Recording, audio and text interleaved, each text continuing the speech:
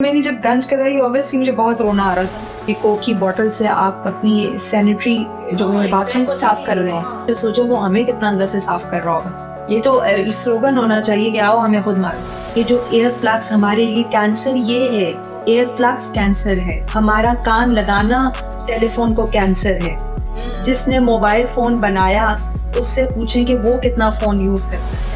घर वाले होते हैं ना, वो ज्यादा टॉर्चरस होते हैं, और जो रिश्तेदार देखने आते हैं और मिलने आते हैं वो उससे ज्यादा अजाब। नजर जो है वो आपको कहीं भी ले जाएगी। मेरा कैंसर जो है वो मेरी नजर से ही रिलेटेड है।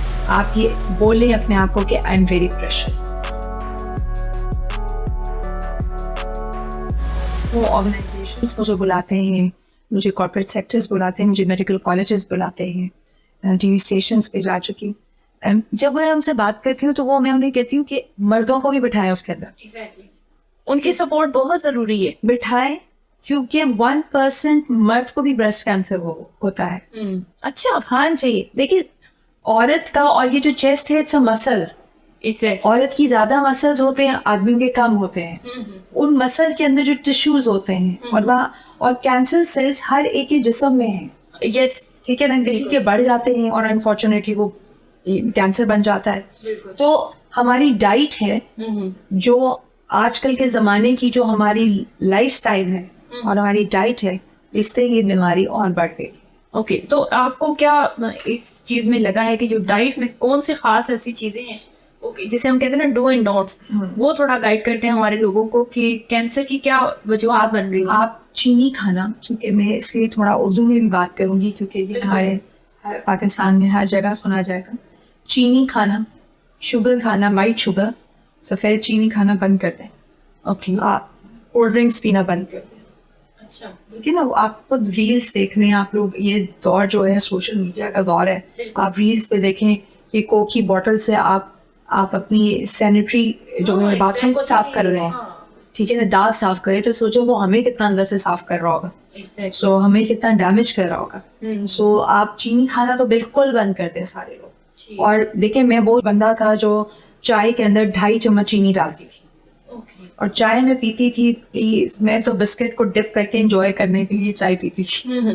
जब तक बिस्किट को डिप करके नहीं, मैं तो उसके लिए पीती थी, लेकिन उसमें भी मैं 2.5 चम्मच डालती थी। अच्छा। आज ये टाइम आ गया कि कहीं भी मैं चाय पीने जाती तो कहते हैं मैं कहा नहीं जी मैं चीनी नहीं डालूंगी, तो बड़े हैरान होते हैं। फिर आप जैसा रूह अफ़ज़ा है, इसको बंद कर दें। अच्छा। मत पिए। देखिए this is all sugar.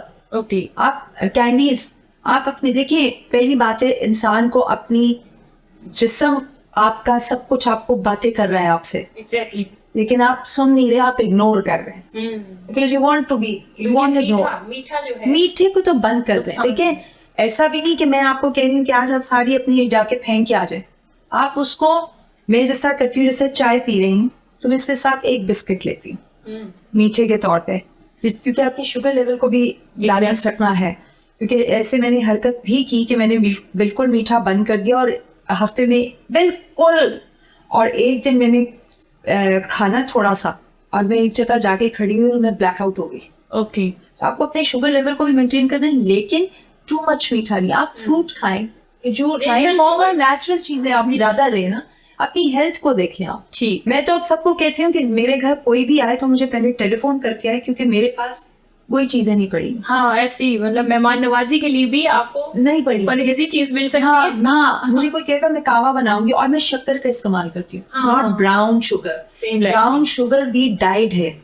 Brown sugar भी पड़ी होती है आपके होटल्स में, सैशेट्स पड़े होते हैं, वो डाइट Exactly. शुगर है। बिल्कुल। आप शक्कर लें जो गुड़ है आपका नेचुरल फॉर्म में। अच्छा, हम देखते हैं ना, तो जो पहले वक्तों में हमारे जो बड़े लोग थे, उनकी खुराकें देखिए, मिट्टी के बर्तन में खाना, और जो उनकी खुराक थी दूध दही नेचुरल चीजें, बिल्कुल तांबे के बर्तन, तांबे के बर्तन। और स्टील के बर्तन। आज की साइंस कहती है कि तांबे के बर्तन में आप खाएंगे, आप खाएं, आपकी शुगर लेवल, जिनको डायबिटीज है वो सही हो जाएंगे। तांबे के बर्तन में ये करें, मिट्टी के बर्तन में ठंडक होती है, मिट्टी का बर्तन में उससे पानी पिए। क्या वो होता था, आलू बुखारे को डाल दें उसको और फिर उसका पानी पिए, क्या कुछ होता था ठंडक को। नेचुरल फूड और नेचुरल स्टाइल ऑफ लिविंग जो है वो हमें बचाता है इस किस्म की ऐसी नई नई बीमारियों से। बिल्कुल। कहाँ पहले आप सोचें कि हम लोग कहाँ पाए खाना अफोर्ड करते थे। हमारे तो मुझे याद है कि तो फौजी माहौल था, और उस फौजी माहौल से हमने बहुत कुछ सीखा, टू बी ऑनेस्ट। ऑर्गेनाइज अपने आप को किया, मैनेजमेंट, टाइम मैनेजमेंट बहुत इम्पोर्टेंट। और मुझे पता है कि मेरी वालदा समोसे भी घर में बना रही हैं, कोफ्ते भी घर में बना रही हैं, रोल्स भी घर में बन रहे हैं, कबाब भी घर में बन रहे हैं। और कोई आना तो बाहर से, फल्ला कौन कहेगा कि बाहर से चीजें मंगवा रहे हैं, घर में इनके नहीं है कोई खाना पीने की चीजें। पहले तो ये चीज कही जाती थी। अब होता है कि अल्लाह मेहमान पिज्जा ऑर्डर कर दो, पिज्जा ऑर्डर कर देंगे, चलो कोई बात नहीं, तो आज पिज्जा ऑर्डर कर देंगे, बाहर से मंगवा लेंगे। और बाहर का खाना जो है वो कितने गंदे तरीके से बना होता है, उन्होंने खुद थोड़ी खाना है और हाँ, फ्राइड चीजों को अवॉइड करें। ओके। और सबसे अच्छी चीज है स्टीम चीजें खाएं। अब देखिए गर्मी इतनी ज्यादा हो गई है, तो किसका दिल चाहता है, मुझे तो समझ नहीं आता कि दोपहर को सालन रोटी खाएं। आप लोग सैलेड्स बनाएं। नहीं, हम लोग तो इतना घर में भी तल तल के खाते क्या होता है, वही मैं कह रही हूँ, सैलेड्स बनाएं। टमाटर खीरा काटे, आप सैलेड लीव्स लें, वो काटे, नींबू को निचोड़े, खूब अच्छे तरीके से उसको करके और वो सैलेड खाएं आप लोग। वो जितना आप जो है ना अच्छी चीज को अपने अंदर और लोगों को भी ठंडक महसूस होगी। एग्जैक्टली। आप ठंडक में बॉइल्ड आप चिकन करें, उसको कर दें, श्रेड करके खा लें, उसके अंदर एड ऑन करते जाए जो आपको लगता है। चिया सीड्स हैं, आपको जो जो सनफ्लावर सीड्स हैं, आपको जो जो अच्छा लग रहा है। और ये वो सब चीजें जो कि गाँव में भी इतनी नॉर्मली अवेलेबल है। बिल्कुल। ऑलिव ऑयल है, आप वो अंदर डाल लें। हम कहते हैं ऑलिव ऑयल में फ्राई करें, ऑलिव ऑयल में फ्राई करके ऑलिव ऑयल खाएं, तो वो करें। सरसों का तेल है, मतलब कितनी चीजें जो कि हर जगह अवेलेबल है, लेकिन उसको इस तरह खाएं। वैसे भी हमारा जोर रोटी पे बहुत है। हाँ, कार्बोहाइड्रेट्स ले लेके मोटे भी हो रहे रोटी पे। देखिए जो गांव में लोग रोटियां खा रहे हैं, वो काम भी ज्यादा काम भी करते हैं ना, उन्होंने खेती बाड़ी कैलोरीज बर्न कर देते हैं। हाँ, वो खेती बाड़ी करते हैं, उनको ताकत चाहिए। हमें तो सोफे पे बैठ के हमें ताकत की जरूरत पड़ जाती है। तो ये भी चीजें हैं जो हम बस अपना जो फूड इनटेक ले रहे हैं उसमें देखें कि बड़े कॉन्शियसली हम लोग उसको डील करें कि वो हम तो खुद इजाजत दे रहे हैं ना कि आओ हमें खुद मार दो। हाँ, ये तो स्लोगन होना चाहिए कि आओ हमें खुद मारो। अच्छा, ये बताइए कि अब एक चीज जो मैं पूछना चाहूंगी कि फैमिली सपोर्ट जिस तरह आपने बता दिया, तो आपका इस ये जो मर्ज डायग्नोज हुआ, इसके बाद आप सेम सर्कल के लोगों से भी मिली होंगी, अदर कैंसर पेशेंट से। कई दफा तो ऐसा होता है कि दूसरे लोग मायूस होते हैं, हमें भी मायूस कर देते हैं, तो आपका उनके साथ कैसा एक्सपीरियंस रहा? बहुत अच्छा। मायूस लोग होते हैं, लेकिन वही वाली बात है कि लाइफ में आप, मुझे इस कैंसर ने, डिवोर्स ने मुझे और हिम्मत दे दी, और एक तरह मुझे और स्ट्रॉन्ग औरत बना दिया। और कैंसर ने मुझे रियलिटी चेक दे दिया। अच्छा। कि हम किस चीज़ के पीछे भाग रहे हैं। घर बनाना है, हमने बच्चों को बहुत शादियाँ सही करनी है, हमने रिश्ते अच्छे हो जाए, हम इन चीज़ों के पीछे भाग रहे हैं। बिकॉज मैं तो अपने ऊपर बोल रही हूँ, और बहुत शौक था मुझे घर बनाने का। रियलिटी चेक ये मिल गया कि कोई ज़रूरत नहीं अपने घर बनाने की। रियलिटी चेक ये मिल गया कि जो चीज़ नहीं पसंद नहीं पसंद, लोगों में बैठना नहीं पसंद, नेगेटिव लोग हैं नहीं बैठना, लोग कॉम्प्रिहेंड नहीं कर पा रहे, लीव इट। आप अपने आप को समझें। और मैं हर इंसान को कहती हूँ कि life is precious and you are precious for yourself. आप ये बोले अपने आप को कि आई एम वेरी प्रेशियस। लोग बहुत फिक्रमंद होते हैं, यार मेरी बेटी जो है उसका रिश्ता कैसे होगा। मुझे जब लोग बोलते थे यार हाँ मैं नहीं रिश्ता करना चाहती वहाँ पे क्योंकि उसके माँ बाप की तलाक हुई है, तो मैं अपने बारे में जब सोचती हूँ कि मेरे बारे में अगर कोई पूछेगा मेरी बेटियों के तो वो क्या होगा, तो मैंने सोचना ही छोड़ दिया। जबरदस्त। क्यों वो सोचे हम? जिसने हमें इस दुनिया में भेजा उसने हमारे बारे में सब कुछ सोचा है। बेस्ट प्लानर है वो। तो किससे प्लान सोच रहे हैं कि मेरी बेटी को कहाँ शादी होगी? मैं तो नहीं सोचती। हाँ, मैं हमेशा आपको ये कहूंगी कि जिन मैं लोगों से मिली और जो बीमार थे तो मैंने उनको हिम्मत दी, और मैंने सोचा कि देखिए जाना तो हम सब नहीं है। मुझे शायद अल्लाह ने एक तो हिंट दिया अपने ख्वाब में मेरे कि शायद मैं अल्लाह के बहुत करीब थी, और मैं किसी के लिए बुरा नहीं सोचती हूँ, और जो सक्सेसफुल है उनके लिए दुआ करती हूँ कि अल्लाह उनको ज़िंदगी सेहत के साथ इसी जो अपना प्रॉस्पर करे लाइफ में वो करते जाए। नजर नहीं कभी मैंने लगाई किसी को, जलन नहीं हुई मुझे किसी से, अल्हम्दुलिल्लाह मैं बहुत खुश होती हूँ। और जब मैं ये ज़्यादा बात करती हूँ और वेंट आउट करती हूँ तो मुझे और मुझ में हिम्मत बढ़ती है, और मुझे और अच्छा अपना आप लगता है कि मैं और अच्छी बन जाऊँ। और जितना बन सकती हूँ अल्लाह मुझे और पाक कर दे। मैं उस पर बहुत गरूर नहीं करती, मैं करना भी नहीं चाहती, लेकिन मैं उसके अंदर अपने आप को और पाक करना चाहती हूँ। सो मैंने उनको यही बताया कि आप हिम्मत रखें। और घर वाले असल में जो कैंसर पेशेंट होते हैं वो तो नम हुआ होता है, उसको तो समझे आपने एक राइड पे बिठाए और करके बस वो रोलर कोस्टर राइड पे चलते जा रहे हैं। जो घर वाले होते हैं ना वो ज्यादा टॉर्चरस होते हैं, और जो रिश्तेदार देखने आते हैं और मिल जाते हैं वो उससे ज्यादा अजाब है। हाय अल्लाह, तुम्हें कैंसर हो अब देखिए जब कैंसर होता है तो आपके बाल झड़ते हैं। अब मेडिसिन और अच्छी आ रही है, कितने बाल नहीं उतर रहे। अच्छा। लेकिन कुछ कीमोज ऐसी हैं वो आपके फर्स्ट शॉट के बाद आपके बाल गिरना शुरू कर देते हैं। अच्छा, आप कहते हैं शायद वो जो हमारे रोजाना 10-12 बाल गिरते हैं, आपके दिन में 100 बाल गिरता है तो वो गिरते हैं नहीं, वो बाल कुछ और ही गिर रहे होते हैं। वो तो ऐसे और ऐसे होते हैं जैसे आपके हल्के बाल होंगे या मेरे हल्के बाल होंगे तो हम कहेंगे ये तो फौरन ही गंज होगा। No, you have no idea, इतना बाल होता है कि वो गिरता जाते हैं, आपके लिए बहुत सरप्राइज होता है। फिर जब वो गिरना शुरू किया तो मैंने अपने आप को मेंटली प्रिपेयर किया था।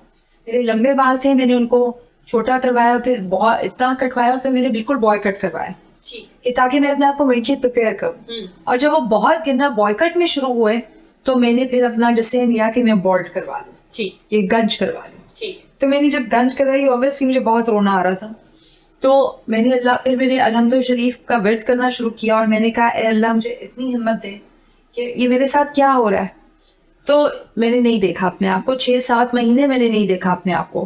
पहनती थी और कवर करती थी, शीशे के आगे नहीं जाती थी कि ना सिर्फ आपके सर के बाल जाते हैं, आपकी आईब्रोज चली जाती हैं, आपकी आईलैशेस चली जाती हैं, आपकी फेस के ऊपर जो बालों की एक लेयर होती है, आपकी कान, आपको चिकनाहट हर जगह फील होती है कि बाल होता है। हाँ, मेडिसिन से सारा बाल उतर गया आपका। सो मैंने नहीं देखती थी। और देखिए आपको खूबसूरत तो नहीं लगेंगे after your during your chemo, तो लोग इस तरह के सवाल करने, आप बहुत कमजोर हो गई।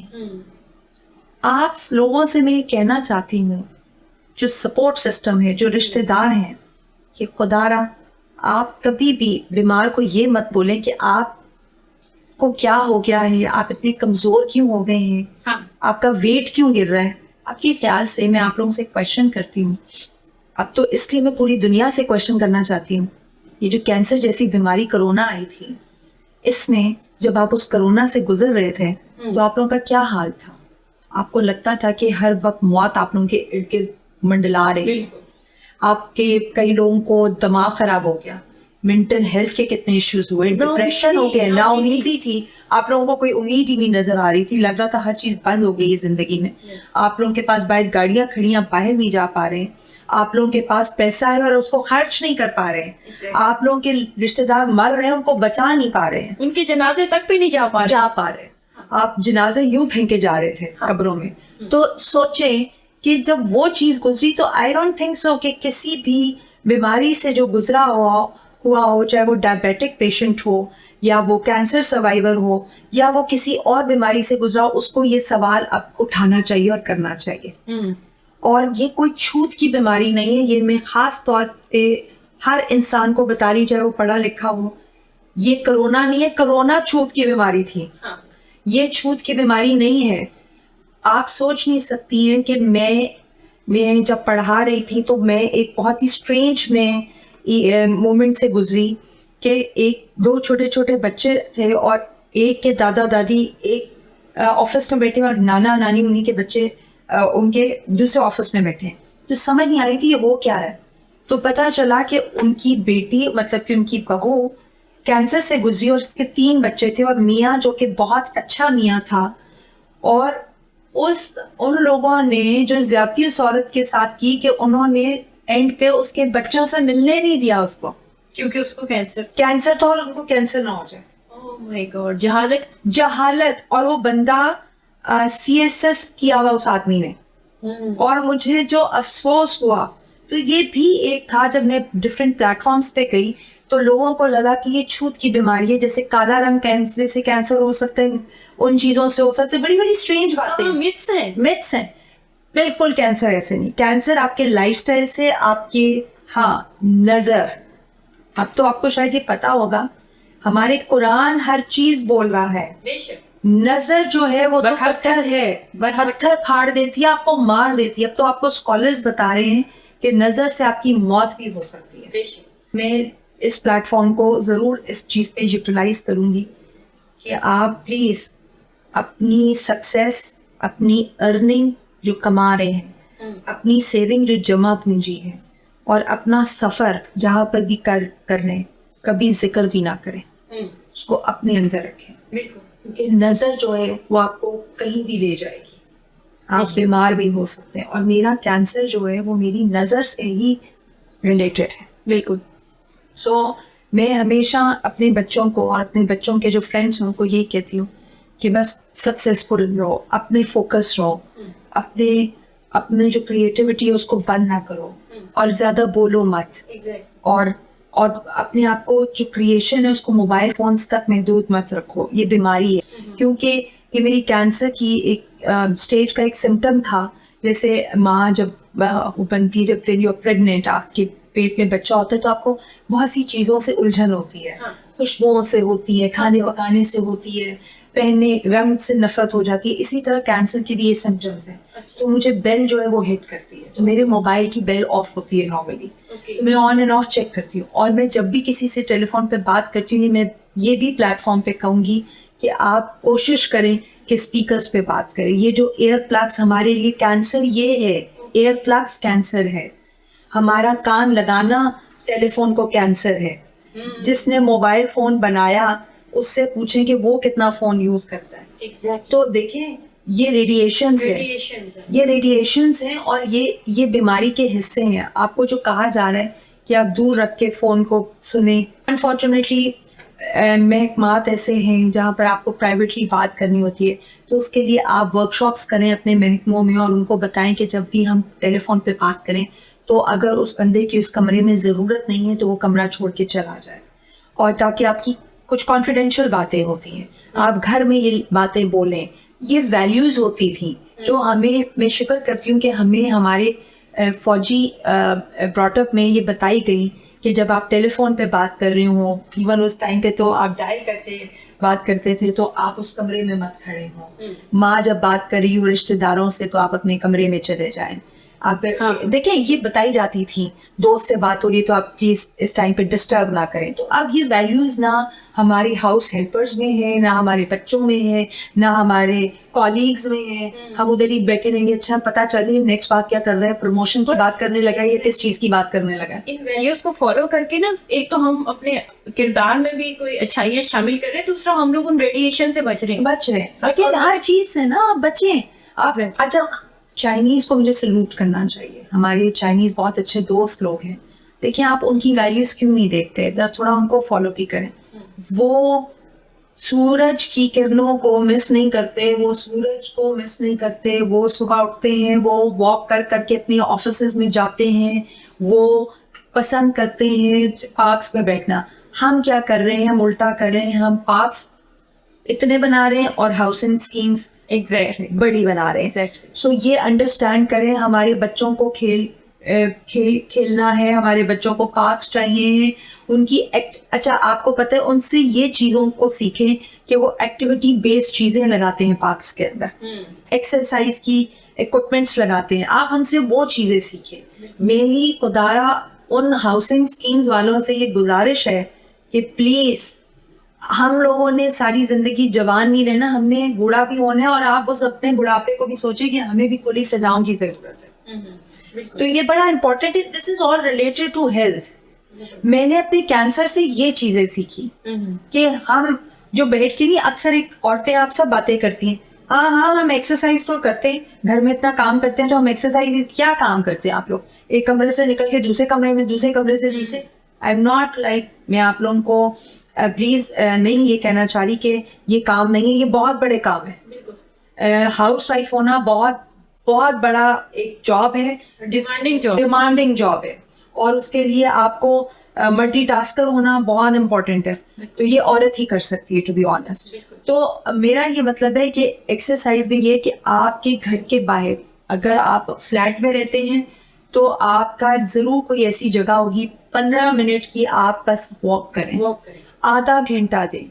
आप थोड़ी थोड़ी कतरा कतरा देकर अपने आप को उस चीज़ में आप यूज टू करें, ताकि आप लोगों की बोन्स की मूवमेंट हो, आप लोगों के टिश्यूज की मूवमेंट हो, आप लोगों की फ्लैश की मूवमेंट हो, मसल की मूवमेंट हो।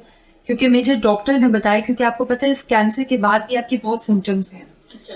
अब देखिए, आप एक नया इंसान है, आपकी सोच बदल गई है, ओके। मैं रियलिटी चेक में ही है, घर बना के क्या करूँगी, इतना टाइम वेस्ट है। भाई बच्चियों की शादी में ओ क्या सोना देना है, क्या उनको देना है, कुछ भी नहीं देना। शादियाँ पढ़ा रहे हैं, शादियाँ करें, जिन्होंने शादी करनी होगी ले जाए और बस खुद आप खुद ही स्पेंड करें। मेरे पास तो बिल्कुल इतने पैसे नहीं है, एंड शादी पे इतना इन्वेस्ट करना इज अ बैड इन्वेस्टमेंट।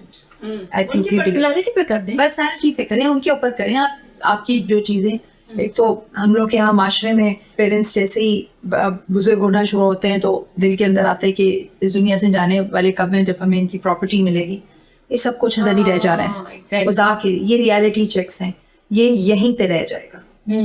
कुछ नहीं जाना हमारे साथ, और हमारे साथ हमारे जो अमाल है। मैं कोई परफेक्ट औरत नहीं हूँ, लेकिन मैं हर दिन अपने आप को ये समझाती हूँ कि ये इतना इम्पोर्टेंट नहीं है, मेरी हेल्थ बहुत इम्पोर्टेंट है, ये इतना इम्पोर्टेंट को इग्नोर कर देते हैं ना, और जब हमें खुद का ख्याल आता है तब हम बहुत कुछ खो चुके होते हैं। ये बताएं उन खवातीन को जो इस वक्त अपने आप को इग्नोर करके बस मर मिटी ये लोगों के लिए, तो कुछ तो मी टाइम निकालें। अच्छा, मैं आपको एक बात बताऊँ, मैं वो औरत थी कि जो मैं नौकरी भी कर रही थी, जो थोड़ा बहुत कमा रही थी, कि मैंने अपनी बेटी के लिए ये कपड़े लेने, ये करना है, वो करना है।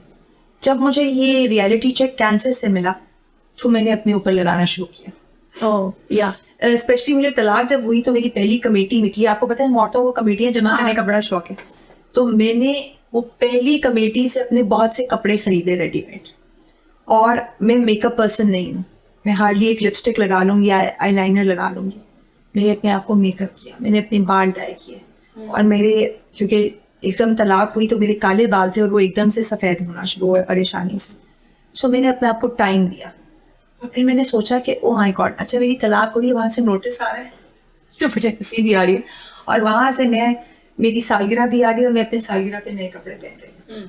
अच्छा, हमारे कुछ ऐसे लोग होंगे कि हमारे तो मज़हब में सालगिरह जो है वो उसकी कोई अहमियत नहीं है, बिल्कुल नहीं है।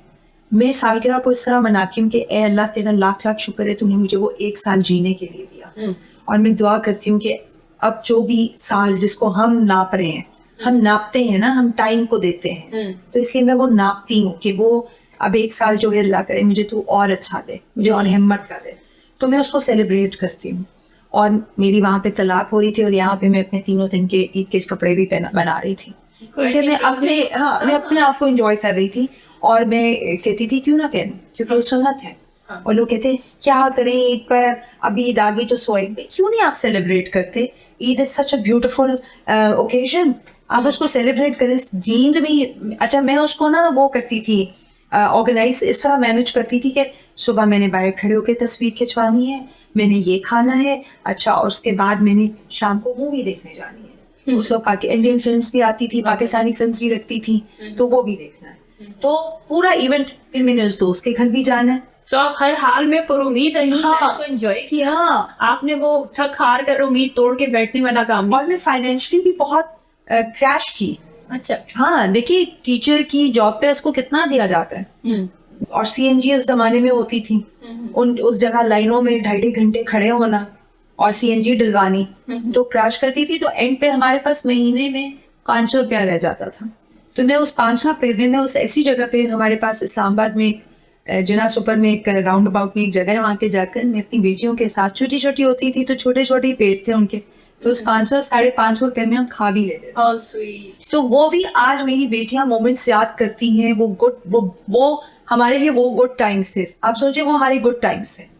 जबरदस्त। सो आप एक भी खाएं, थोड़ा भी खाएं, तो अल्लाह का शुक्र अदा करें। आप देखें कि जब आपको रोजे रखे जाते हैं तो उसमें आप कहाँ पूरा खा सकते हैं, तो आप वो देखें, वो आपको सिखाया जाता है कि आपने बुरे वक्त में भी किस तरह जीना है और अच्छे वक्त में भी बुरे वक्त को भूलना नहीं है। आज से बड़ी इंपॉर्टेंट चीज है, बहुत important। और शुक्रगुजारी की जो तबीयत है ना, जो एक अबदी आदत है, वो इंसान को कभी भी जो है ना वो डाउन फील होने नहीं देती। मतलब फिर भी आपके पास कुछ भी नहीं है, फिर भी कहा गया है कि फिर भी अल्लाह का शुक्र अदा करो कि आप जिंदा हो, नए सांस ले रहे हो।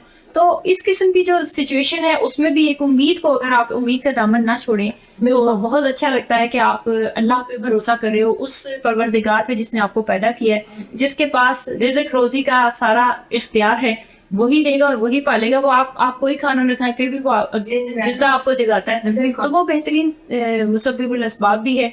और बहुत ज़रूरी है कि आप उम्मीद पे अपने आप को सेटल रखें, क्योंकि अल्लाह ताला कहता है कि अब जैसे आपको ना गुमान से बचूंगा, तो आपकी मर्जी, बुरा सोचे बुरा होगा, अच्छा सोचे और अच्छा ही सोचे। जब अच्छा आप देखिए आप इंसान हैं, पॉजिटिव नेगेटिव ये वर्ड्स ऑपोजिट जो हम बचपन में सीखते हैं, black white you know and positive negative और शॉर्ट टॉल, ये हम सिखाए जा रहे हैं। तो ये वर्ड्स बनाए, ये है हमारे दिमागों में, ये चीजें हैं। लेकिन जब आपको बुरा ख्याल आए ये बुरा हो जाएगा, बुरा हो जाएगा, तो वो बुरा ही होगा। गुमान को अच्छा रखें।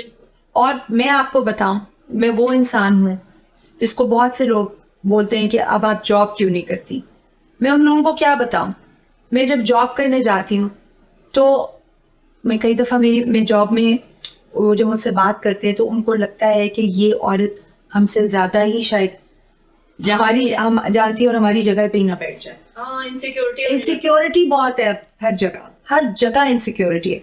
तो फिर मैं सोचती हूँ कि मुझे पैसे नहीं आ रहे हैं, कोई बात नहीं, लेकिन जिसने मुझे रिस्क देना है वो देता है। और मैं आपको बता रही हूँ, मुझे समझ ही नहीं आती है कि मुझे ऐसी ऐसी जगहों से मेरे मसले हल हो रहे होते हैं कि मैं फिर कहती हूँ कौन फयकून